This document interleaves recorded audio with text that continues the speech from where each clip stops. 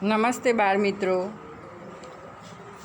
આજે આપણે હિન્દીમાં પહેલી કવિતા જે હતી તેરી હે જમી એના અભ્યાસ સ્વાધ્યાયની ચર્ચા કરીશું. ગઈ વખતે આપણે આ જે કવિતા છે તેરી હે જમી એ કવિતાનું સરસ રીતે ગાન કર્યું હતું અને તમને એની સમજૂતી પણ આપી હતી. એના શબ્દાર્થ પણ લખ્યા હતા. આપણે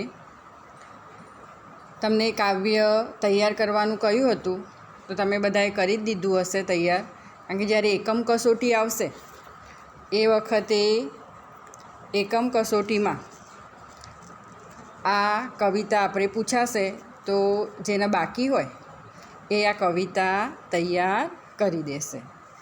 અને ભાષા સજ્જતામાં પણ આપણે ગઈ વખતે ચર્ચા કરી હતી. વચન પરિવર્તન, લિંગ પરિવર્તન, તો એ આપણે ચર્ચા કરેલી.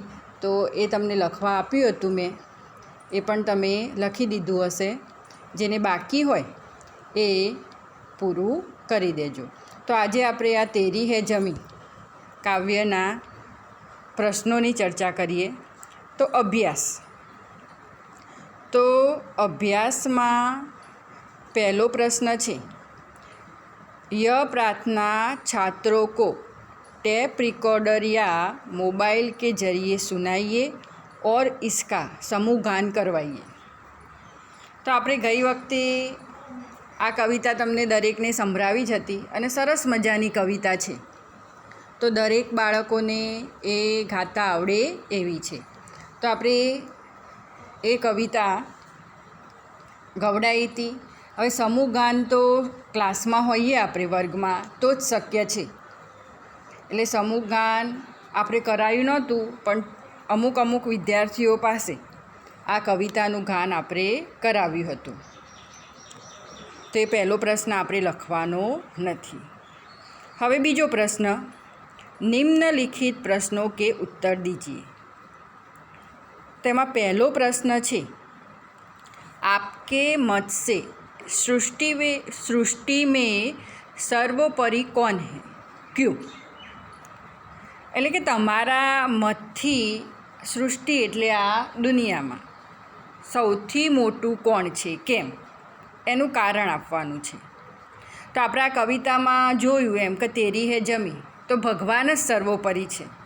કે આપણી ગમે તેટલી ઈચ્છા હોય તો પણ ભગવાનની ઈચ્છા વગર કંઈ થતું નથી. એ આપણે સરસ રીતે સમજ્યા હતા. તો આપણે એનો જવાબ લખી શકીએ, મેરે મત સે सृष्टि में ईश्वर ही सर्वोपरि है, क्योंकि वह सर्वशक्तिमान है. वह जिसे बचाना चाहे उसे कोई मार नहीं सकता और वह जिसे मारना चाहे उसे कोई बचा नहीं सकता. बराबर. તો એ છે આપણે પહેલા પ્રશ્નનો જવાબ. તમે જ્યારે અભ્યાસ સ્વાધ્યાય લખો એટલે હું જે આ બોલી તો તમારે જોઈ અથવા તો સાંભળીને તમારી નોટમાં આ પ્રશ્ન લખી દેવાનો. હવે બીજો પ્રશ્ન છે, આપ ભગવાન સે ક્યા પ્રાર્થના કરતે હૈ. તો તમે ભગવાનને શું પ્રાર્થના કરો છો?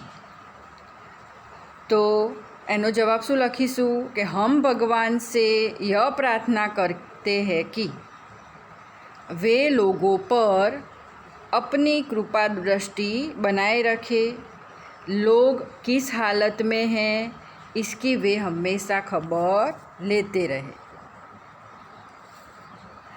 ફરીથી બોલું છું કે हम भगवान से यह प्रार्थना करते हैं कि वे लोगों पर अपनी कृपा दृष्टि बनाए रखे, लोग किस हालत में हैं उसकी वे हमेशा खबर लेते रहे. હવે ત્રીજો પ્રશ્ન, आप ईश्वर से प्रार्थना किस समय करते हैं, क्यों? તો આપણે જાણીએ છીએ કે ભગવાનને એમ કે તમે પ્રાર્થના ક્યારે કરો છો, કયા સમયે કરો છો.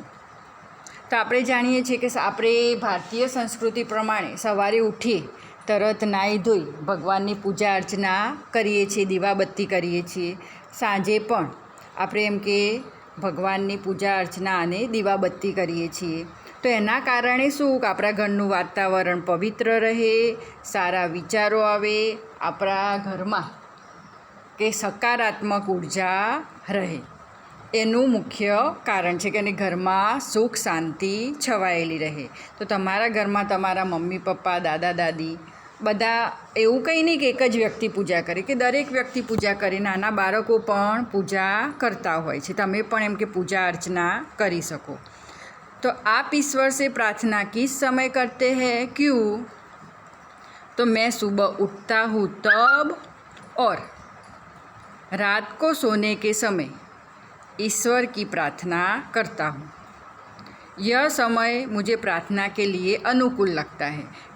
केम એવું લખીએ કે એ સમયે એમ કે વાતાવરણ શાંત હોય, મનમાં તાજગી ભરેલી હોય અને આપણા સવારે ઉઠીને આપણો દિવસ સારો જાય.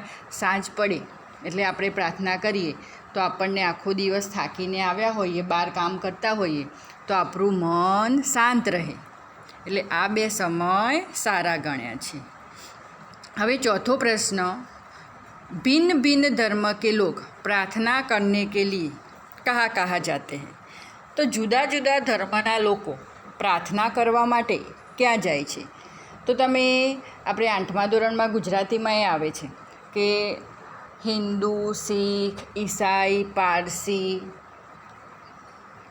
મુસલમાન, તો દરેકનું પ્રાર્થનાનું સ્તર હોય એ અલગ અલગ હોય, બરાબર.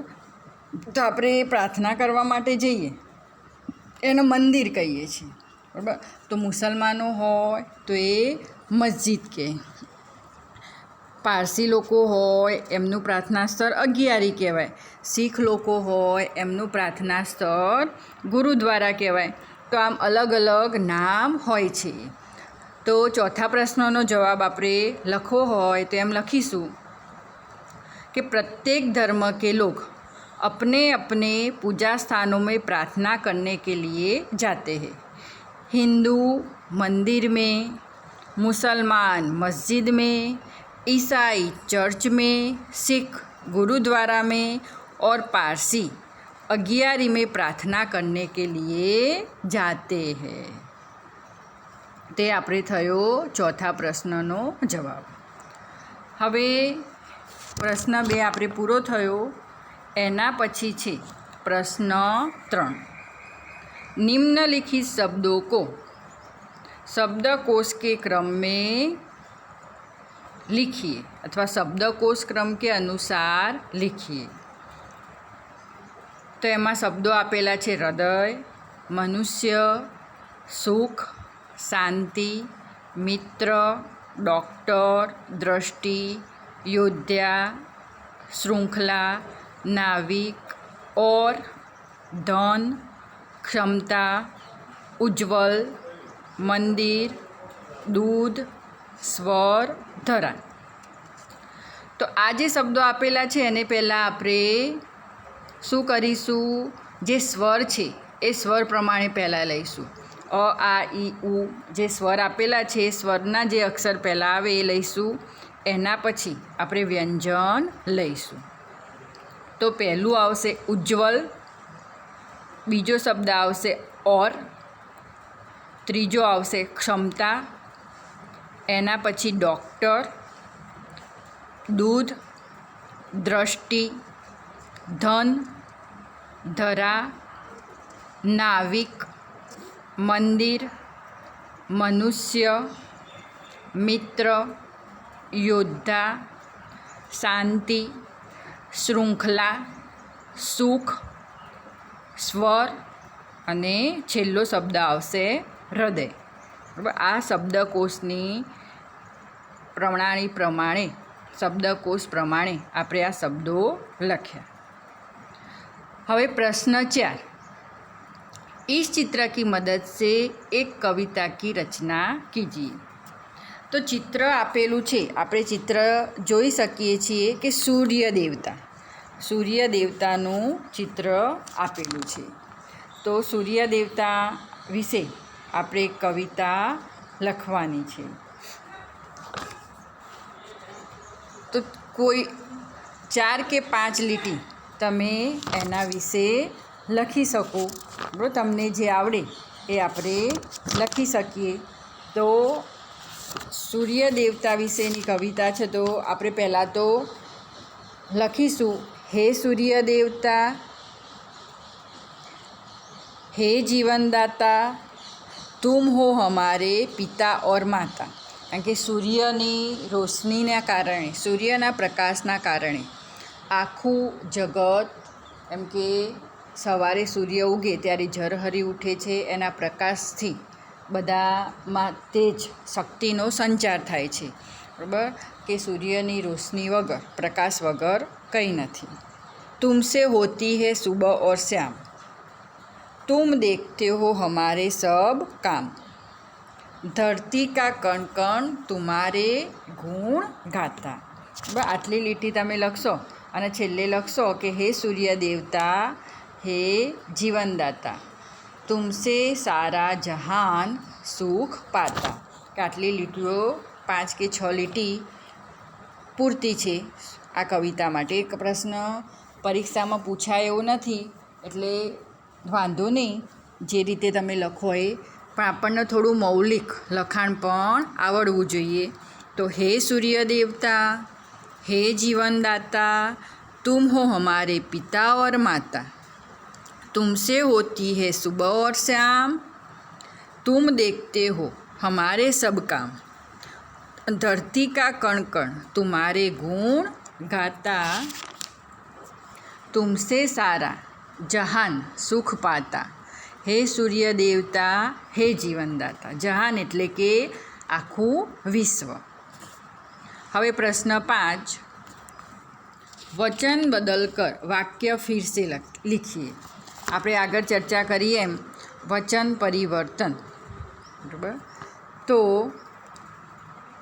એક વચન હોય તો બહુવચન કરવાનું, અને બહુવચન હોય તો એક વચન કરીએ આપણે. તો પહેલું આપેલું છે મેને કવિતા લીખી. બરાબર, તો એક વ્યક્તિએ કવિતા લખી છે. હવે બહુવચન કરવું હોય તો મેનેની જગ્યાએ આવશે હમને. કવિતા તો એનું થશે કવિતાએ. આપણે ગઈ વખતે ભાષા સચતામાં તેની ચર્ચા કરી હતી.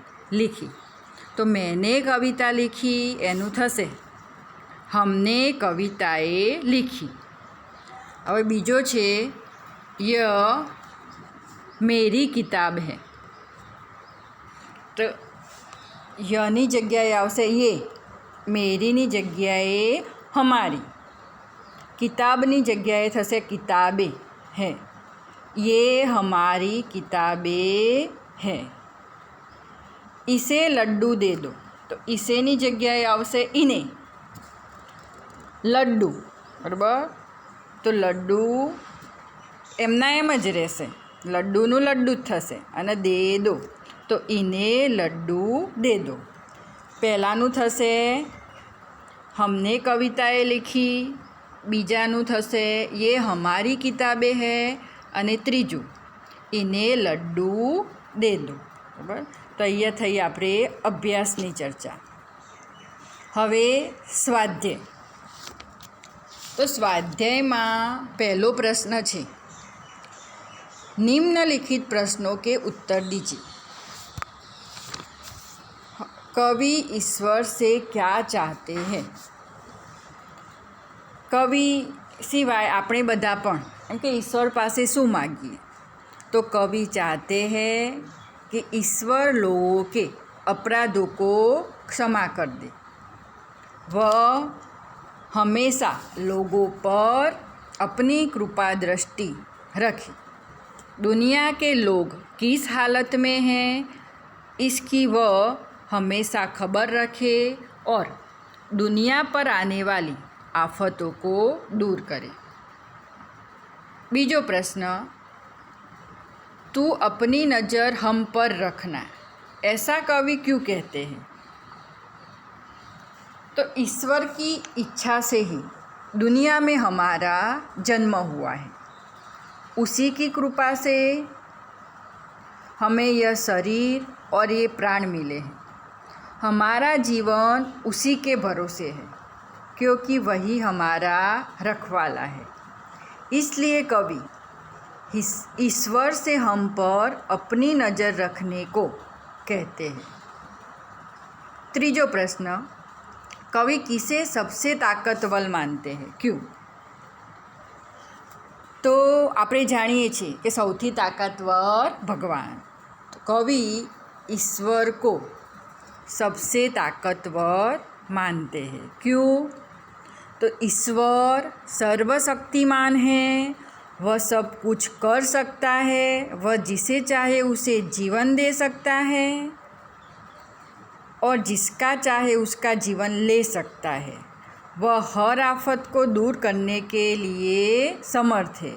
इसलिए कवि ईश्वर को सबसे अधिक ताकतवर मानते हैं। कवि खुदा से क्या कहना चाहते हैं? कवि खुदा से कहना चाहते हैं कि वह सर्वशक्तिमान और दयालु है। सभी लोग ईश्वर के सामने सिर झुकाकर खड़े हैं। यह सब अपनी कृपा दृष्टि बनाए रखे और लोगों पर आई विपत्तियों को दूर करता रहे। बराबर। तो प्रश्न 1ના આ 4 प्रश्नों।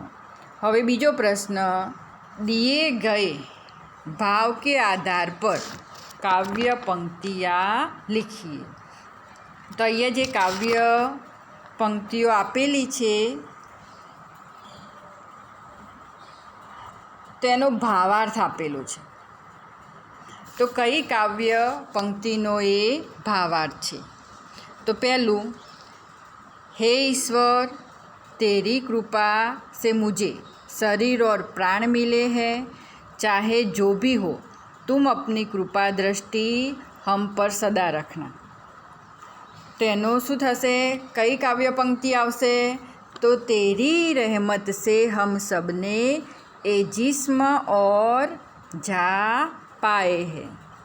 तू अपनी नज़र हम पर रखना, किस हाल में है ये खबर रखना। आ जे 4 काव्य पंक्ति है ए एमां आवशे।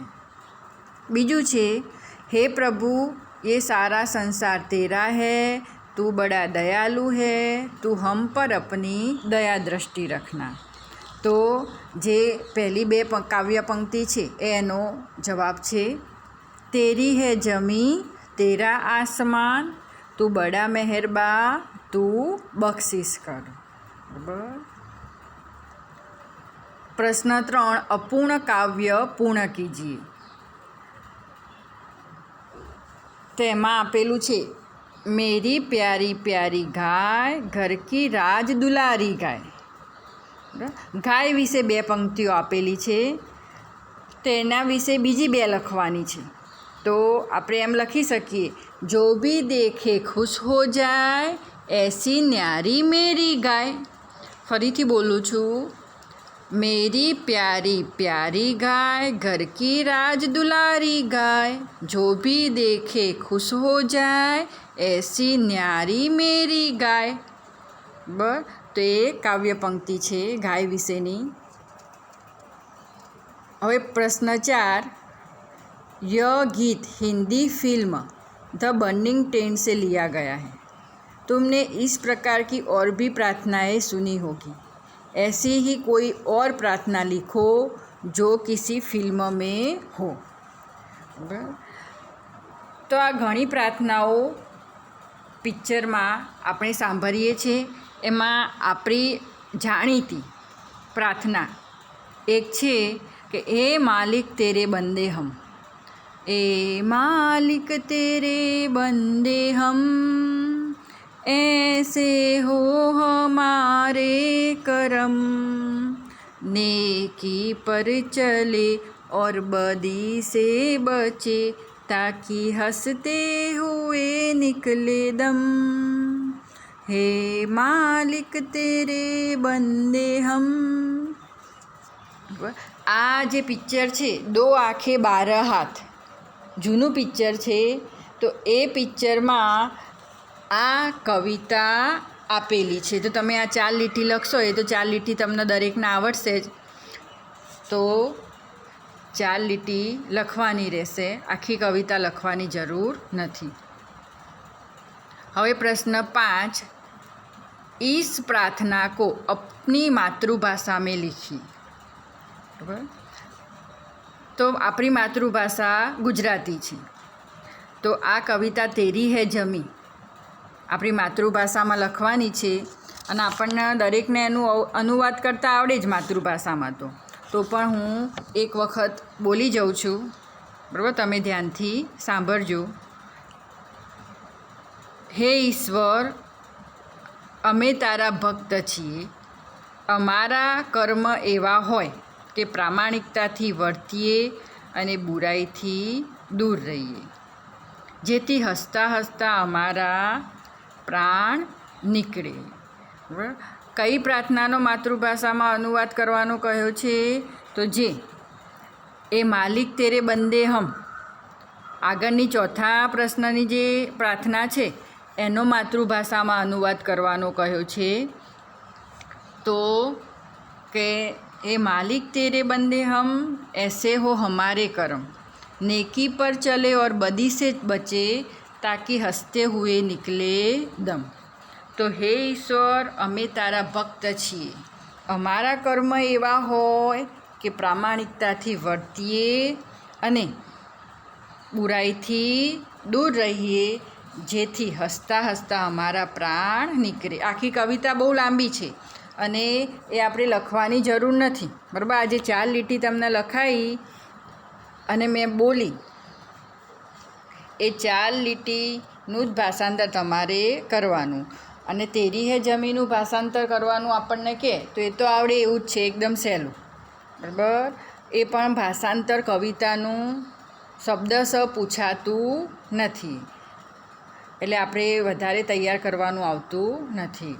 તો આપણે આજે આપણા આ યુટ્યુબ વિડીયોમાં અભ્યાસ સ્વાધ્યાયની પહેલી કવિતાની ચર્ચા કરી.